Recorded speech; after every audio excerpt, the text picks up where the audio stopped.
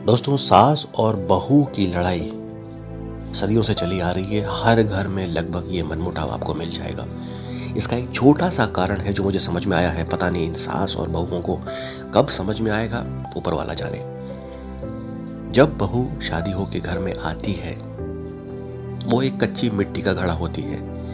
सास के ऊपर है, वो जिस आकार में चाहे उसे ढाल सकती है, आकार दे सकती है। बहू हमेशा शादी के बाद एक समर्पण का भाव लेके घर में आती है, लेकिन सास की हरकतों की वजह से, जैसे उसकी प्रवृत्ति होगी, जैसे सास के भाव होंगे, जैसे सास की आदतें होंगी, उसी हिसाब से घर में बहू ढलती चली जाती है।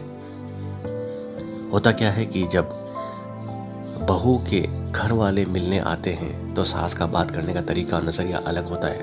उसके मुंह पर खुशी नहीं होती। लेकिन जब सास की बेटी या बेटी के ससुराल से कोई मिलने आए, तब देखिए सास के चेहरे पर क्या खुशी, क्या चमक होती है।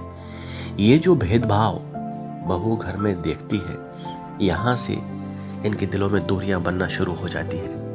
बहू को धीरे धीरे एहसास होता है कि बेटी की और बेटी के ससुराल वालों के प्रति जो इनका समर्पण है, जो खुशी है, वो मेरे घर वालों को देखकर नहीं है। हो सकता है कि बहू और ननद के बीच में दूरी पैदा करने का ये कारण भी सास बनाती है।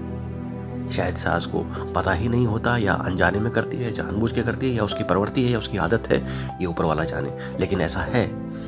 इन्हीं छोटी छोटी हरकतों की वजह से लोगों के दिलों में गहराई और घाव बनते चले जाते हैं। छोटा सा कारण है जो मुझे समझ में आया। पता नहीं इनको कब समझ में आएगा।